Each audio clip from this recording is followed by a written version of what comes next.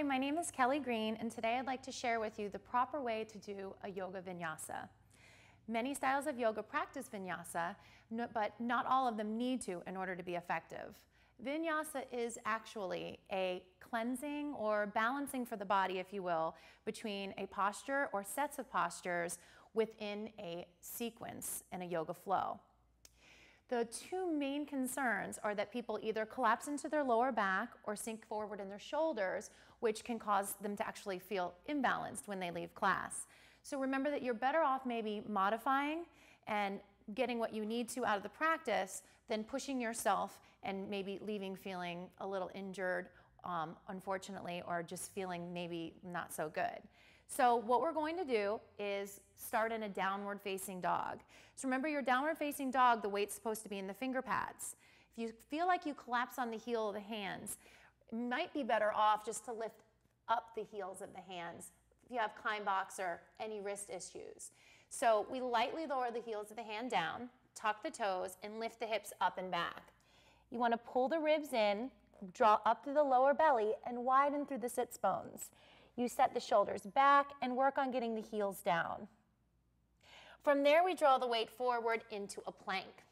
The shoulders stack over the wrists. The hips are nice and high, not too high, but not too low. This is where people end up sinking in the lower back. You want to pull the ribs in and squeeze the hip bones towards each other to activate your core.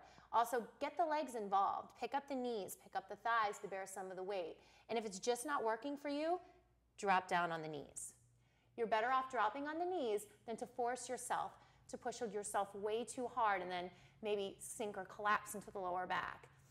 From here, you would just drop your chin down to the floor in a modified variation and come through a lifted cobra. You press into the tops of the feet and thighs, you roll the shoulders back.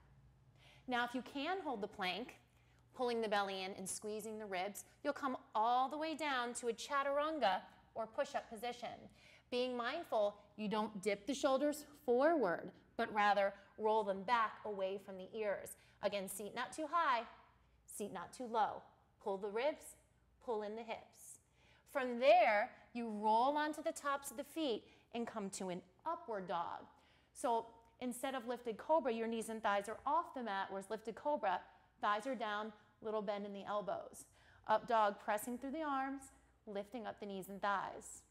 And then you would either simply tuck your toes under from lifted cobra to down dog, or from up dog, press into the tops of the feet and try to lift through a rounded plank all the way back to a downward facing dog. Setting the shoulders back and away from the ears. So again, one more time. Plank, knees down, chin down, cobra, tuck the toes, down dog, or plank, chaturanga, upward facing dog, and downward facing dog. And that's it. You're all ready to start your vinyasa class. Thank you for joining me today,